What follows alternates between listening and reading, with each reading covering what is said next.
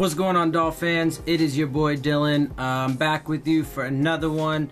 I don't got a whole lot on my end, just mostly interviews, press conferences today. It was the coordinators day, so you get Dow Loggins, Matt Burke, Darren Rizzi, and Adam Gase, of course. So I'll have those for you in a minute, but a couple things I wanted to let you know about. Devontae Parker has been, sidelined again recently with a quad injury, but he's been doing some work in practice this week. He's just questionable for the upcoming game. Rashad Jones looks like he should be back. Bobby McCain obviously is going to be sidelined probably for another week or two. Andre Branch was practicing, but we don't know yet whether or not he'll be available for the game. I wouldn't think so. Cam Wake has been rested the past couple practices with a minor knee problem of his own. So there's some things to watch out for, in this upcoming game. I'll do my preview for the Bengals game on Saturday. I still need to watch their film and stuff like that. And just so you know, I'm not really gonna, for this upcoming game, I'm not really going, for this upcoming preview, I'm not gonna go too much into the stats from our last game, because we all know that it was pretty terrible, so I don't need to rehash that too much, but I will dive into, the stats and just do an analysis of the opponent, so I'll just kind of get into the Bengals for this next one, just kind of go over how they did in their previous game and what to expect and stuff like that. Anyway, so with that said, guys, I'll go ahead and send you off to the interviews. I hope you like the show. Hope you like the interviews. If you do, hit the subscribe button. If you want the alerts, hit the bell. Make sure you share it with your friends and family. Hit the like button. Leave your questions, comments, concerns, and follow me on Twitter. My Twitter handle is on the end screen. It's at Dillon Tartaro, DILLON TARTARO. So with that, I'll see y'all soon. Enjoy the interviews, and fins up.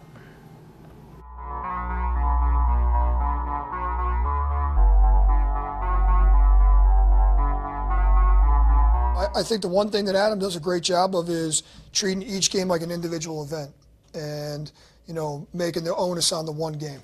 And then we move on, win, lose, or draw. We move on the next week. We go on Monday, and we evaluate what we've done, and Tuesday the players are off, Wednesday they're back, and we're on to the next event. So, not really a big change there. I mean, obviously there's a lot of things we want to clean up from the last game, so that was addressed on Monday. And then when the players are back here on Wednesday, it's right on to the next game and treat it like an individual event. So I think that's really one of the things I've been impressed with him the most, with Adam, that is, in terms of just taking a week-by-week approach, not getting too far down the road, not looking back, not looking too far ahead, and so kind of treated the same way all the way through. So. I want to ask you, What if I started singing that song that came on? That would have been interesting. That would be actually interesting if you find them. Yeah.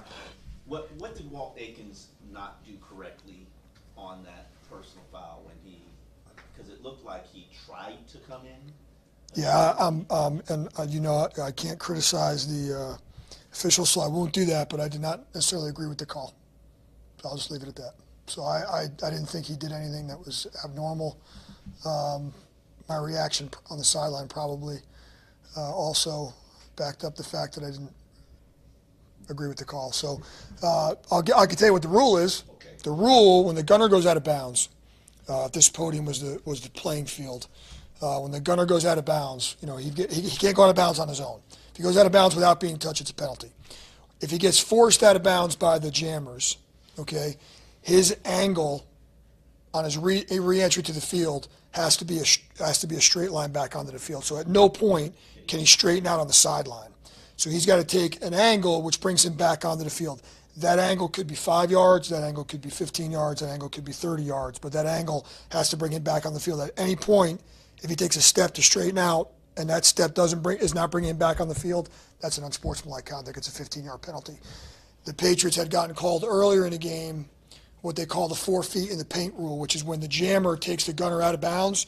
At that point, if they're both out of bounds, the jammer cannot make contact with the gunner and they look 4 feet in the paint means the big white stripe.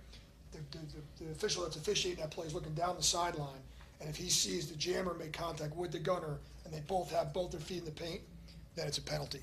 If the jammer's on the playing field in the green and the gunner's in the white, they can make contact. So their guy had gotten called for 4 feet in the paint, and then later on, as you know, we got called for, it was a illegal re-entry, which wasn't really pleased with the call, but regardless, that's what he got called for. Question for you. Do you instruct, obviously, is it strategy for jammers to put them out of the paint?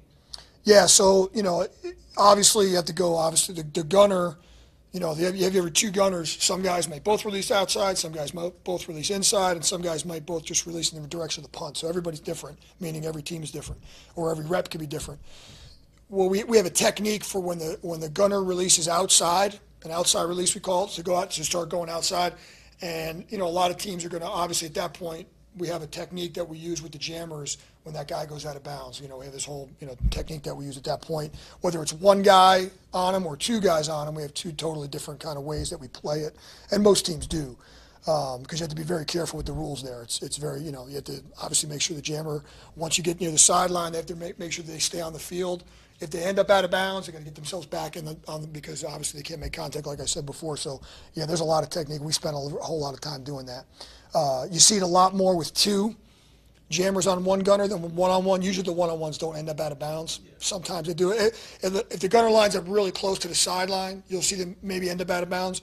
But a lot of times when a gunner goes and lines up, and if I have 2 players, if I have 2 jammers, a lot of times they'll widen their alignment, or they'll adjust their alignment, either tighten or widen it to give themselves more room either way. So it's a little bit of a cat and mouse there for sure. Have you ever, you mentioned your reaction, have you ever gotten a warning about maybe something? I don't know what you're talking about.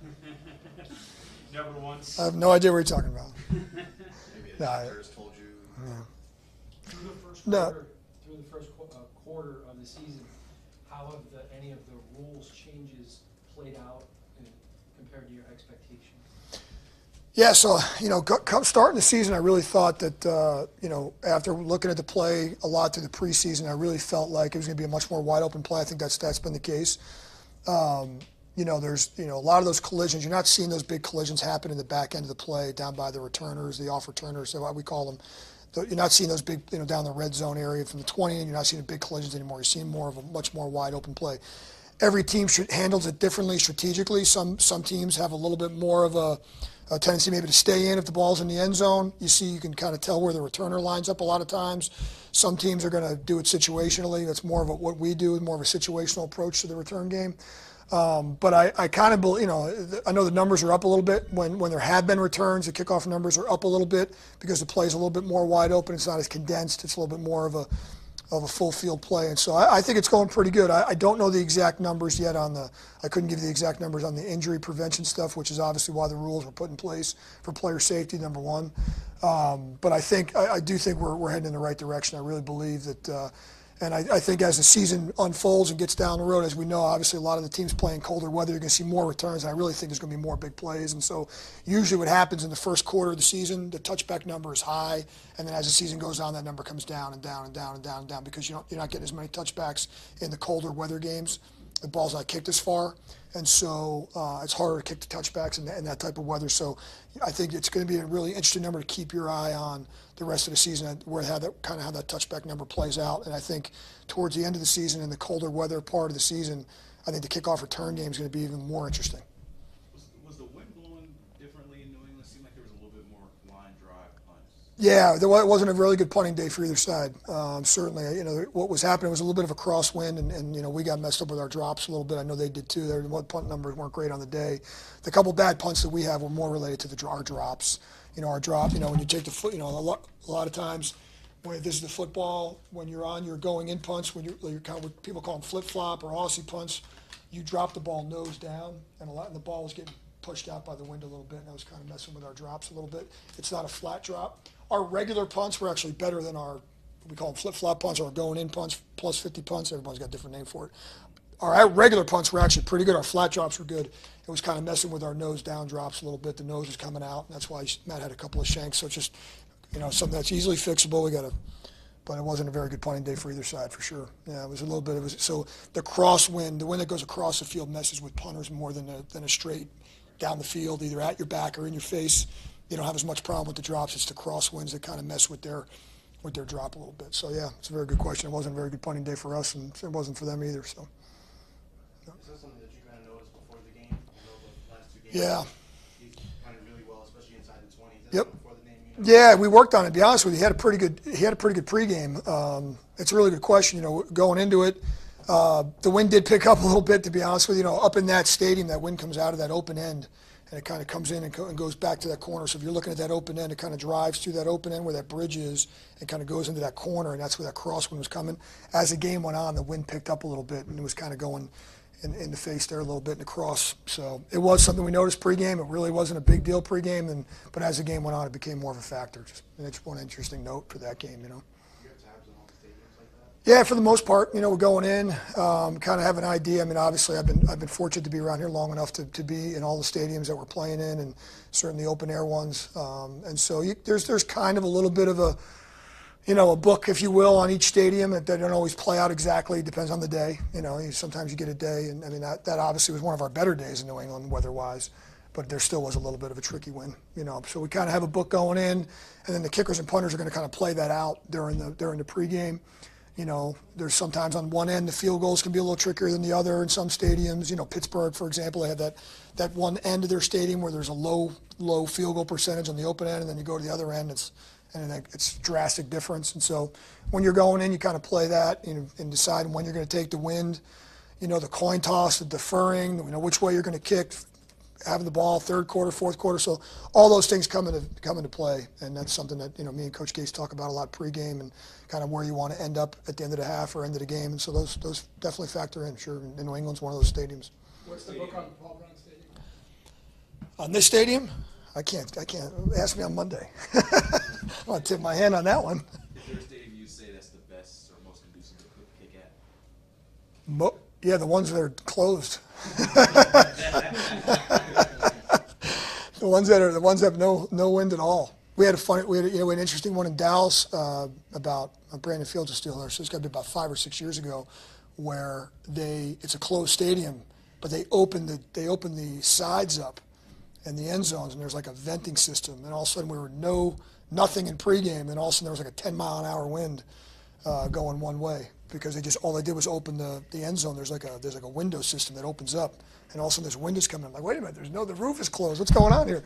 And there was so we've had some interesting deals that way. But yeah, obviously it's much easier to kick in the indoors. There's not a lot of every outdoor stadium, especially the ones up north, have a little bit of a trick to them. You got to kind of figure them out and play them out. And our stadium, to be honest with you, is another one that before they put the roof on there's a lot of kickers didn't really enjoy coming down here, and especially some of the road games.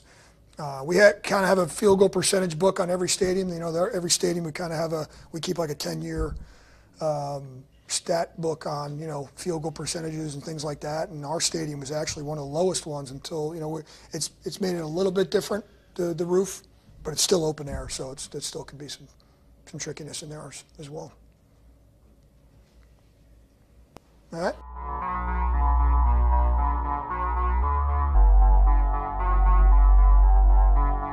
Picture look like we're going to take him, and haven't gotten those so the ball has gone to other people. And as far as him just getting open, getting space from linebackers and whoever is on him, has that been an issue? Do you think he's doing generally a good job at that? He's done what we've asked of him to this point. Obviously, we have a lot of good playmakers on this roster. And they've shown up in different times in different ways, and we need to continue to get the ball, distributed. But there's only one rock, and and we have a bunch of talented players that have unique skill sets. Sometimes, one guy's gonna have the hot hand; he's gonna get it more than the next week it'll be someone else. What's it going to take to get more consistency on offense? And I think all 10 of Ryan's drives are 5 plays or fewer, just getting those first downs to get you going. Yeah, we made a big emphasis the last couple weeks and of like making the first down, like the first play of the game. Hit an explosive pass, 22-yard gain, so it's really like 2 first downs. But the story of the game really comes down to third down. We have to do a better job converting those third downs. That, playing 47 plays in any game is not acceptable, and the only way you do that is you continue to go first down, second down, first down, or when you get in third down, you have to convert in those situations. And how do you do that? Well, you got to stay in third and 2 to 6, and you can't have penalties. You can't have negative plays that bump you out of that. The 3 of the first 5 games or 3 of the 5 first series of the games, we have 2 penalties and we drop a snap. And that's kind of the story of the game, and got away from us. And this last one, it's 17-0 at that point versus a good team on the road. Yeah, I know third and longs are tough, but Yeah. teams do find a way to pick those up. If you guys kind of look at what's been going wrong in those third and Yeah, longs. there's multiple. It's not one thing. And if you look across the league now, you start looking at third and 8+. Those percentages aren't high. And, third and 12, a lot of people aren't converting that. You're probably hitting around 30%, I'm guessing, max. The good teams. But it's never just one thing. It's pass pro, and that can tie into the quarterback moving off the spot when he should sit there, or passing it, picking up a game, or chipping when we're supposed to chip, or receivers hitting their depth where they're supposed to be, or getting off press coverage. There's multiple things that go into that. I know when you have 45 plays on offense, that limits everyone across Yes. the board. Within that, how do you want Drake, Gore, Sherry? What's supposed to be regardless of how many snaps on offense? Well, I think it depends individually on each game and who's got the hot hand. I've been part of this before with good players, with Chris Johnson, Lindell White. Chris Johnson rushed for 2,000 yards, and Lindell White led the league in touchdowns. It's those things happen in games. Obviously, we don't go into with a number like, hey, we want to get this guy this many catches, and sometimes or this many touches, and sometimes it changes. Frank Gore's a really good player, and so is Kenyon. Kenyon's a really good player in the run game and the pass game, and he needs to be a big part, and he will be a big focal part of the offense going forward. And each week it will be different. What have you learned about Travis Swanson since he's been here? It's early. He did it when he came in. He did a good job for us. So it's still early enough. We're confident in him that he can do what's asked of him, and he's got NFL starts and got NFL experience, which helps a ton. How would you evaluate how you guys are doing against press coverage? I don't think we did as well as what we should have last week. I think it's something that we need to continue to work on. We have guys that can do it, and it just comes down to executing technique and the proper fundamentals, and it's an area we need to improve this week. You think, Adam said just get out physical with the line of scrimmage. Do you think that alone will make a difference, or do you think there's some technique and assignment stuff you guys are doing too? Yeah, I think the big part of that is the message to the guys we need to execute better. And it's playing together. Obviously, the nicks on the offensive line affect that when you got to come in and you got 2 new starters, and a guy that's come that we were able to pick up that got cut from the Jets and comes to our squad, and he's been here for a very short time. Working together, and in pass pro it's a unit. It's the quarterback, the offensive line, tight ends, running backs being on the same page. So as they play together, it'll continue to improve. Do you guys have first down plays and third down plays, or Yes, sir. So do you evaluate your first down plays and say, okay, these 4 weeks, these first down plays haven't worked. Maybe we should throw into third down plays and first down plays and vice versa? We self-scout every week, and the way we talk about it in terms of efficiency, like what have we done that's been efficient in the run game and the pass game and pass protection. Conceptually, what have we been good at? We do have a unique set of skill guys, and everyone has a little bit different skill. And trying to put those guys in those situations to succeed. There's certain things the quarterbacks or each back does well, and so we self-scout hard. We do have separate third down plays if the defense dictates that. If they play different coverage, sometimes they play more man, so there's gonna be more man beaters that can, just because we have in the third down section, it can be called on first, second down as well. And that stuff did happen when you get in game. The game gets lopsided. Like last week, we started calling some third down stuff on first and second down. Del, on Monday, Adam said that a couple of receivers were open a lot. You mentioned Jakeem Brown. He's one of those guys. So if they're not the first read, but they're open a lot, what's supposed to happen? Jakeem did a really good job. Obviously, his stats didn't say that, but did a really good job in press. Was getting off, getting clean. And it's the same thing. It's the offensive line protecting. It's the quarterback throwing the ball on time or not moving into pressure and doing those things. So there's so many different things that it's hard for me to answer that question. sometimes they're number one in the progression, sometimes they're not. Sometimes we call a play for cover one for Jakeem, and it's cover two, so the ball goes to someone else. So there's a lot of different things that go into that.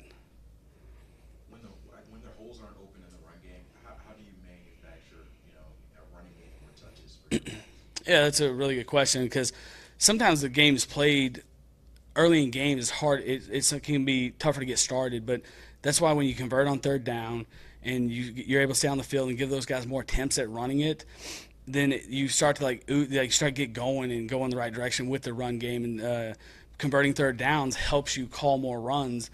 And I know that the narrative right now is being better on third down, which is going to help a lot of different things, but it's sticking with the run. But the only way you can stick with the run is if you convert first down or convert third down, so you have more shots on first, second down to run the football.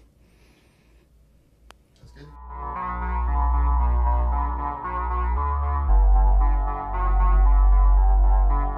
It's going to be enough to win the ball game or today, and we'll see if we get another body there. Then we'll use that body too. So,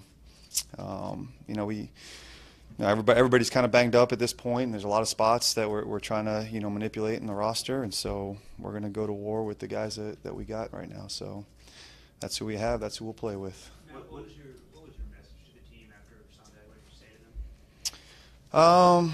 Again, honestly, it felt like deja vu to last year up there, to be honest with you. And it's just, again, it was just disappointed that we didn't execute the way we, talked about executing. And, just in general, if we give our best shot and we play our game, and lose to a team beats us because they're better, they made some plays that we didn't make or something, that's one thing. But, when we make a lot of mistakes and do a lot of things that are just uncharacteristic of how we had been playing, it's frustrating. It's just disappointing because it's just, I'd rather, like I said, I'd rather kind of go toe-to-toe and have our best shot and have their best shot and hey, they make a couple plays that we didn't make, then fine. But it was more just, it was disappointing that, especially all week we had talked about kind of poise and execution, and just, do your job, play to play, and to have the penalties and all the stuff, just some breakdowns go on that we obviously hadn't in the first 3 weeks of the season. So, it was disappointing. Kind of that was my message more than anything. I wasn't, yelling or anything. That was more about, hey, we have to get this fixed. And, you just try to come up with some of the, the whys things happen, and here's what we have to clean up. Here's how it happened, here's why it happened, and we can't do these things moving forward. So, it's really more disappointment than anything. How does Bobby's injury change what you guys do at corner? Somebody else is going to play.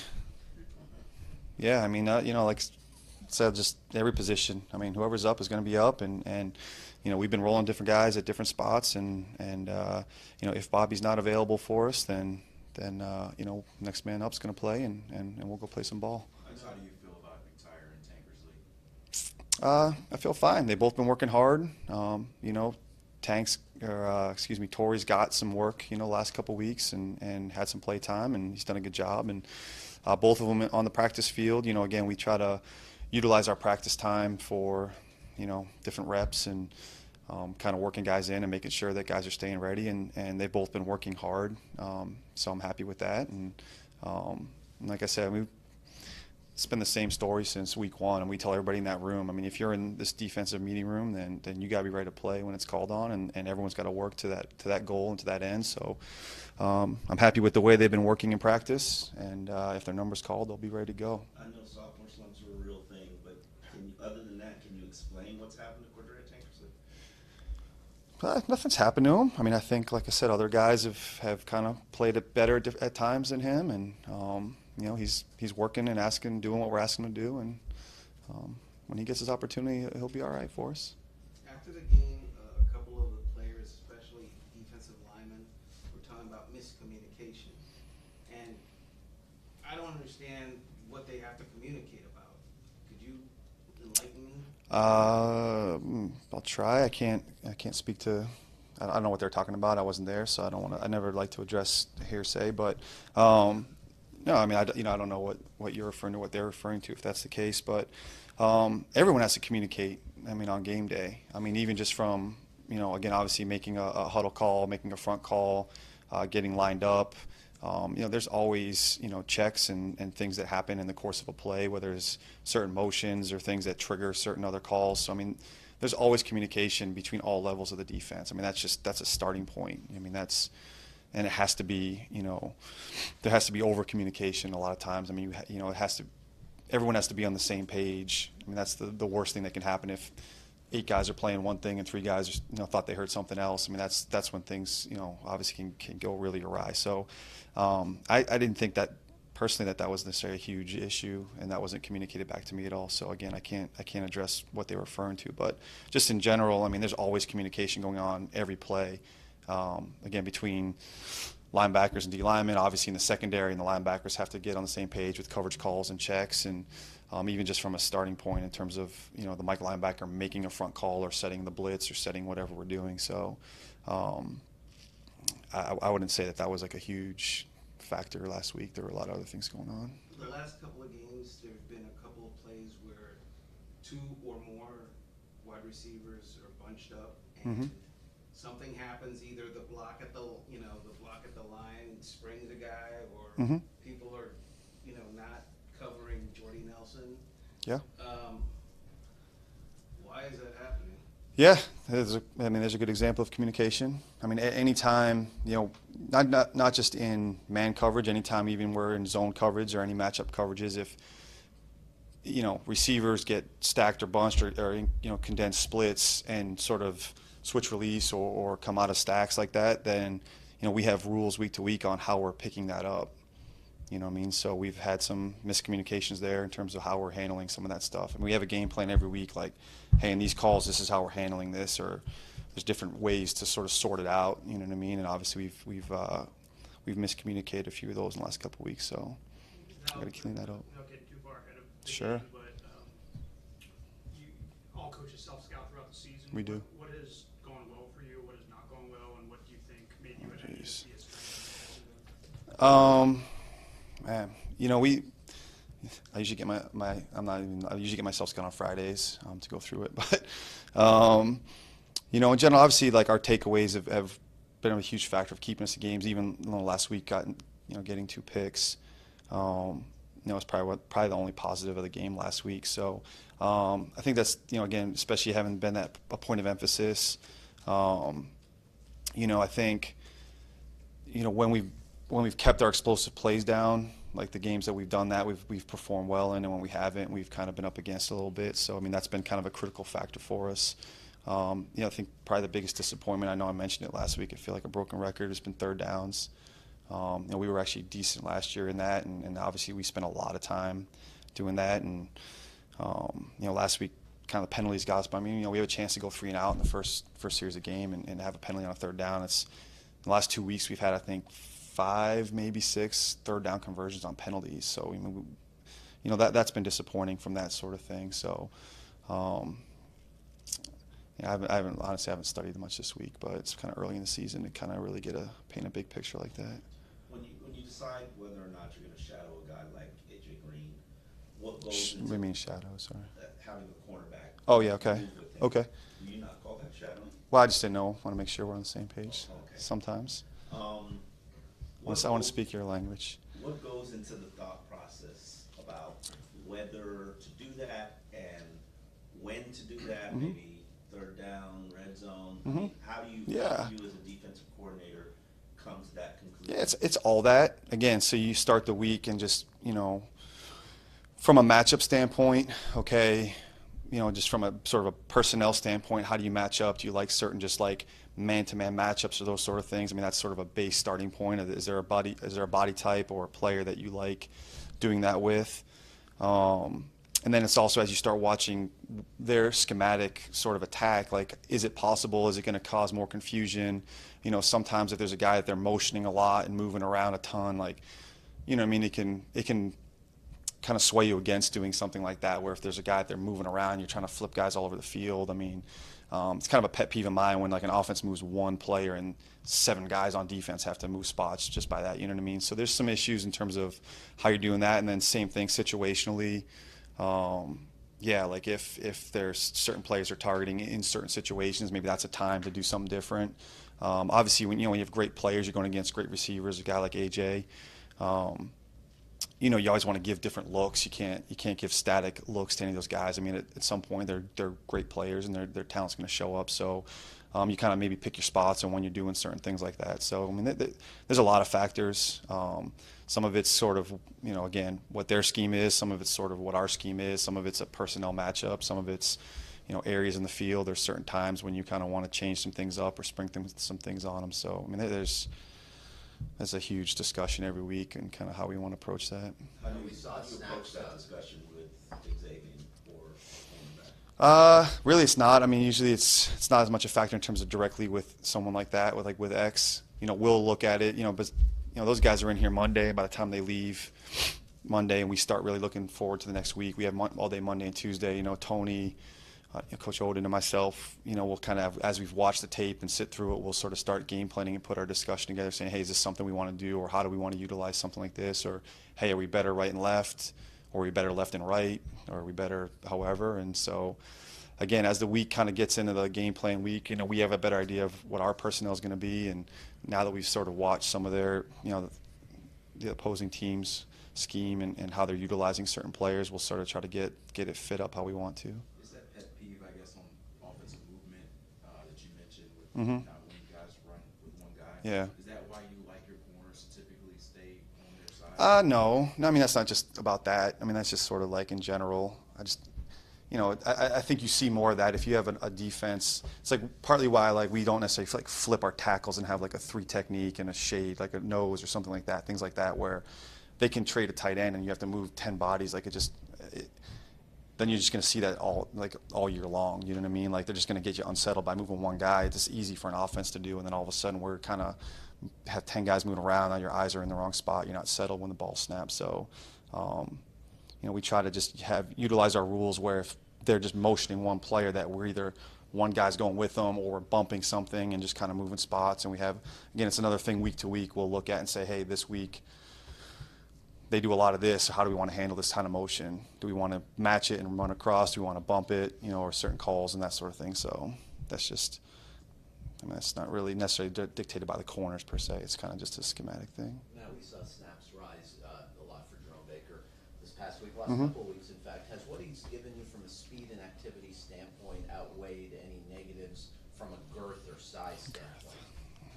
Girth. Yeah. Yeah, I mean, we like Bake's speed. We like that matchup in the passing game. Again, we've probably seen a little bit more, 11 personnel and open up type stuff the last couple of weeks, so that probably has a little bit of a factor. We've, the last 2 weeks we've faced good backs, good passing game backs. Number 30 in Oakland and James White last week and those sort of things. So sort of a different spot to utilize his skill set. So, I mean, it's, again, playing defense is it's by nature, it's a reactionary thing. We have to react to what an offense is giving us, in terms of personnel and formation and those sort of things. So playing times are sometimes dictated by that as much as anything else. What are your memories of your tenure in Cincinnati? Memories? Yes. Yeah, we had 2. I was there for 14, 15. We had 2 good seasons. Made the playoffs both years. It was good. We had good teams, good defenses. Marvin, obviously like working for Marvin as I don't even how many years is he up to now. I can't even keep track. I mean, at the time it was he'd been 12, 13 years in the league as a head coach, and so it was good to learn from him and see how he operated. It was good to be around.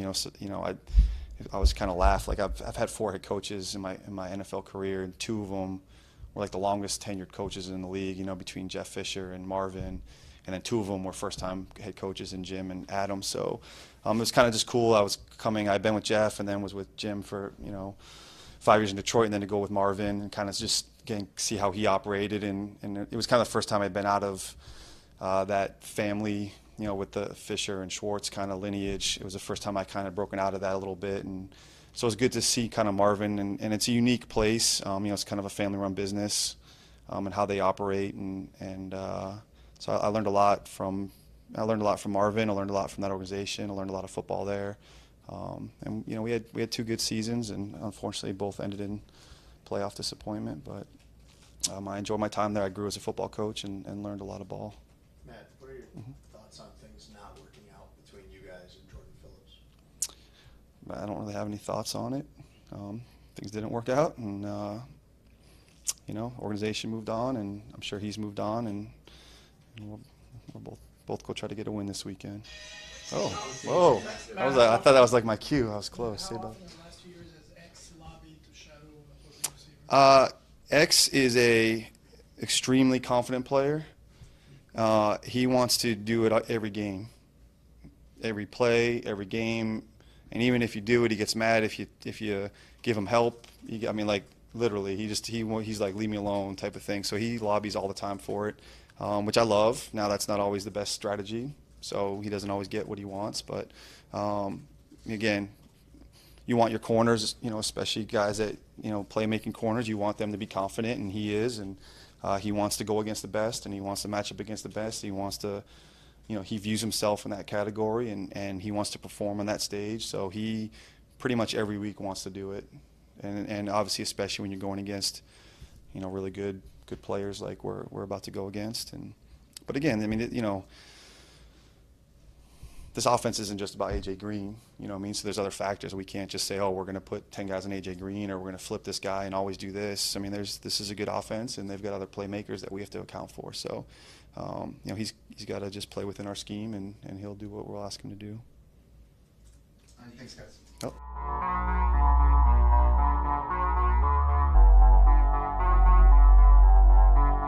Kind of got to poke him a little bit, see how he's feeling.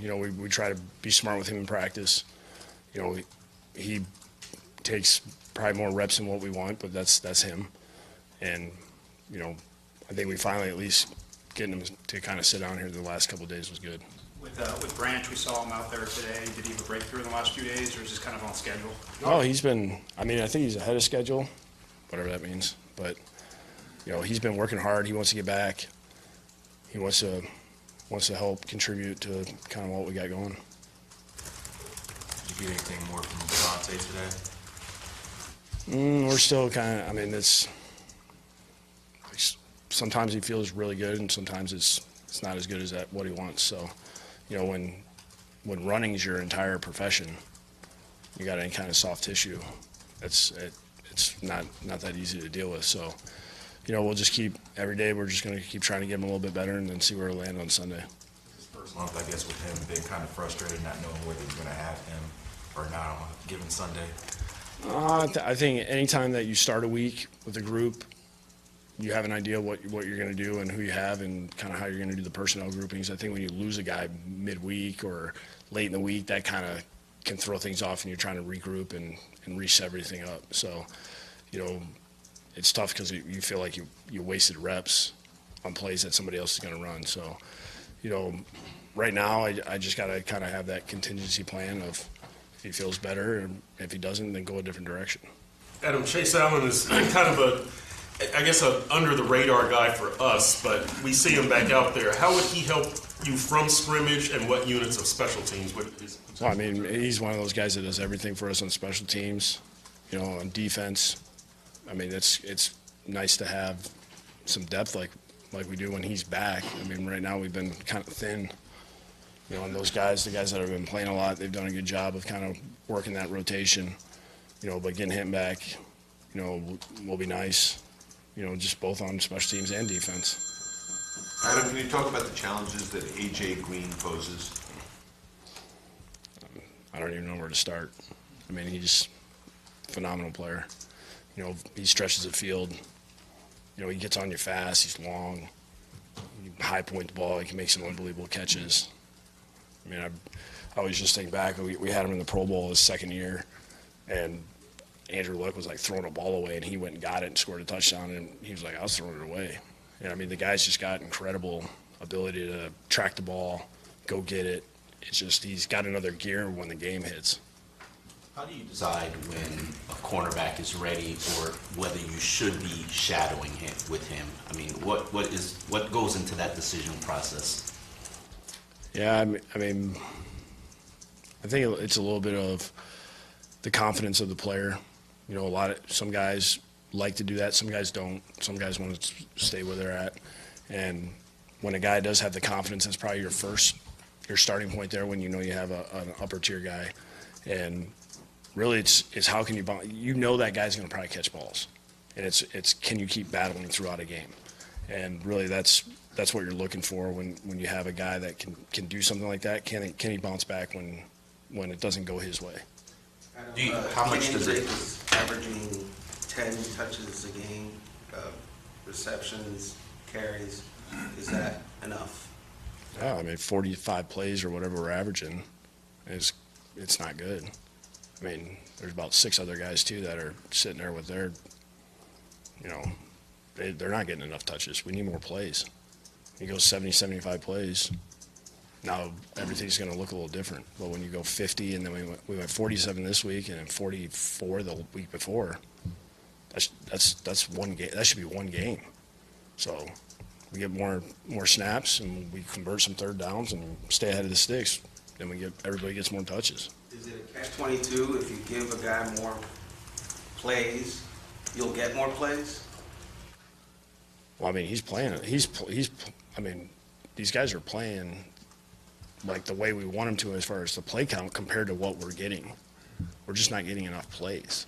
Like his snaps should be anywhere from, you know, some 35 to 40 snaps a game between, you know, him and Frank's splitting that stuff. But we're getting like 20 because we're not 23 plays a game because we're not having enough snaps in the game.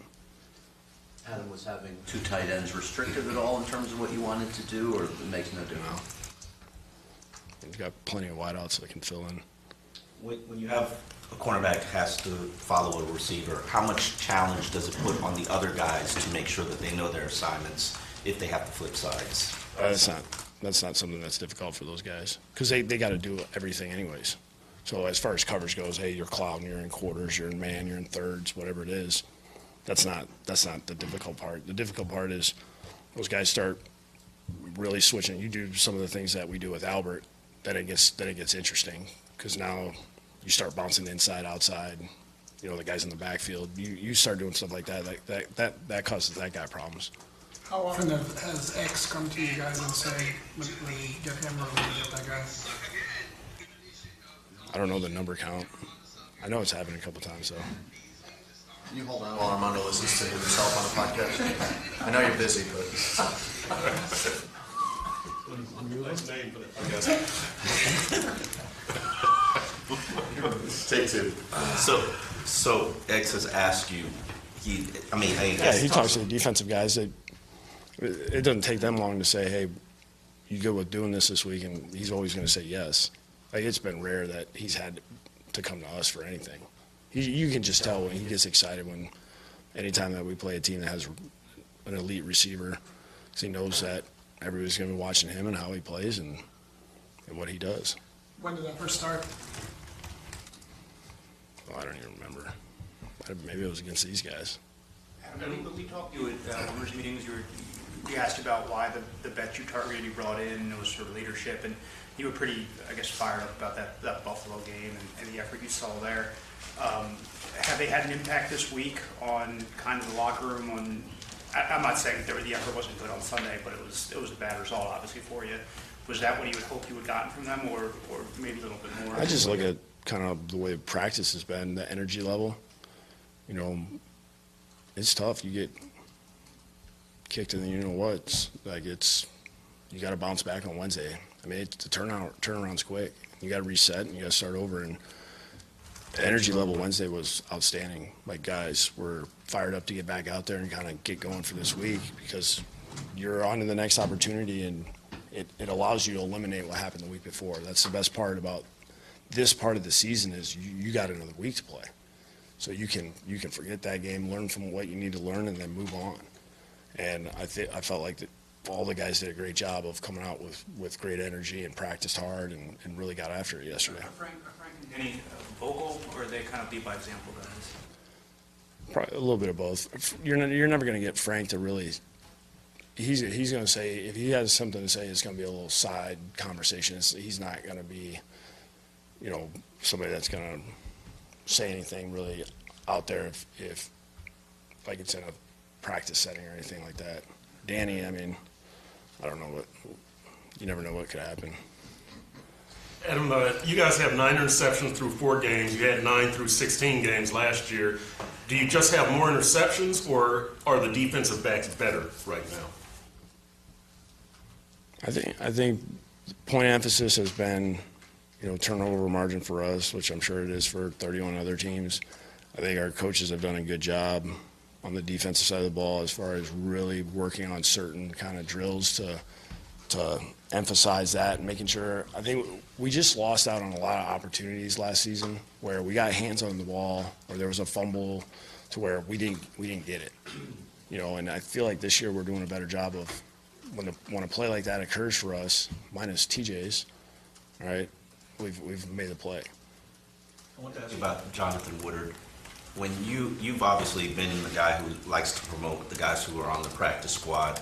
When they have success in a game like he somewhat did, does that sort of reinforce the belief? Or I think it makes you feel like our process is working the right way for us. You know, I know it's not always worked like that.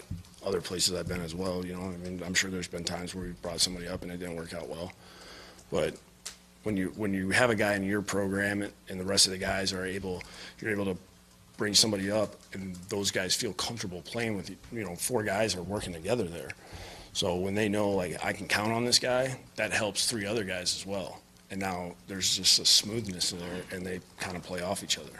So I do think having guys in our program that we can elevate, that's beneficial to our entire side of the ball, whether it's defense or offense or special teams. All right, guys, I hope you enjoyed the interviews. I hope you enjoyed the show. And as always, if you did, please hit the subscribe button, you know, share it with your friends, post on Facebook, you know, whatever. Hit the like button and definitely leave me some comments, questions, concerns, anything you'd like to see or hear in the videos, you know, stuff like that. So definitely let me know. And of course, the most important thing is subscribe. So with that said, I'll see you guys soon, and fins up.